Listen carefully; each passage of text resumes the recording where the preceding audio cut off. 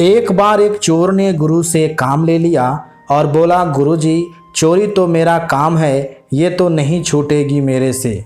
अब गुरुजी बोले, ठीक है, मैं तुझे एक दूसरा काम देता हूँ, वो निभा लेना।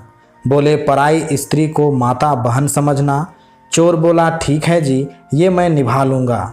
एक राजा के कोई संतान नहीं थी, तो उसने अपनी रानी को दुहागन कर रखा था। 10-12 साल से बगल में ही एक घर दे रखा, उसमें रहती और साथ ही सिपाहियों को निगरानी रखने के लिए बोल दिया। उसी चोर का उस रानी के घर में चोरी के लिए जाना हुआ। रानी ने देखा कि चोर आया है, उधर सिपाहियों ने भी देख लिया कि कोई आदमी गया है रानी के पास। राजा को बताया।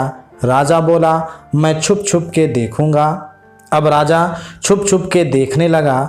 रानी बोली चोर को कि तुम किस पे आए हो? चोर बोला, ऊँट पे। रानी बोली, तुम्हारे पास जितने भी ऊँट हैं मैं सबको सोने चांदी से भरवा दूंगी, बस मेरी इच्छा पूरी कर दो। चोर को अपने गुरु का प्रण याद आ गया। बोला, नहीं जी, आप तो मेरी माता हो, जो पुत्र के लायक वाली इच्छा हो तो बताओ, और दूसरी इच्छा मेरे बस की नहीं है। राजा ने सोचा, वाह, चोर होके इतना ईमानदार। राजा ने उसको पकड़ लिया और महल ले गया। बोला, मैं तेरी ईमानदारी से खुश हूँ, तू वर मांग। चोर बोला, जी आप दोगे? पक्का वादा करो। राजा बोला, हाँ मांग। चोर बोला, मेरी माँ को, जिसको आपने दुहागन कर रखा है, उसको फिर से सुहागन कर दो। राजा बड़ा खुश हुआ।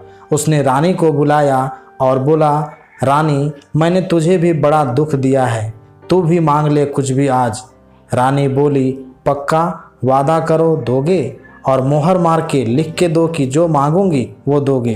राजा ने लिख के मोहर मार दी।